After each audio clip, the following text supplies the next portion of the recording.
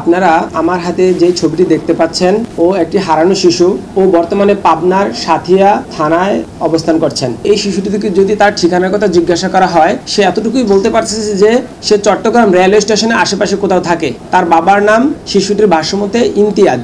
সে যেহেতু চট্টগ্রাম ছাড়া অন্য কিছু আর বলতে পারতেছে না, আর তার ভাষ্যমতে সে রেলওয়ে স্টেশনের আশেপাশে তার পরিবারের বাসা। তো আপনারা যদি কেউ এই শিশুটির খোঁজ খবর বা চিনে থাকেন, তার গার্ডিয়ানের খবর জেনে থাকেন, তাহলে আমি হচ্ছে মোহাম্মদ রবিউল্লাহ, শিশু সুরক্ষা সমাজকর্মী, probation office, CMM court, Chattogram. আমি শিশু বিষয় নিয়ে কাজ করি। আমার সাথে যোগাযোগ করবেন। আমার নাম্বার তো স্ক্রিনে দেওয়া আছে। আমি মোহাম্মদ রবিউল্লাহ, শিশু সুরক্ষা সমাজকর্মী, probation office, CMM court, room number 305। আপনারা আমার সাথে এই নাম্বারে যোগাযোগ করতে পারেন। এই শিশুটির যদি উপযুক্ত গার্ডিয়ান পেয়ে থাকেন, তখন ওই গার্ডিয়ান আমার সাথে এই নাম্বারে যোগাযোগ করলে আমি ওই শিশুটিকে পাবনা থেকে আমাদের রেফারেন্সের মাধ্যমে এনে ওই শিশুটির পরিবারের কাছে ইনশাল্লাহ পৌঁছিয়ে দিব।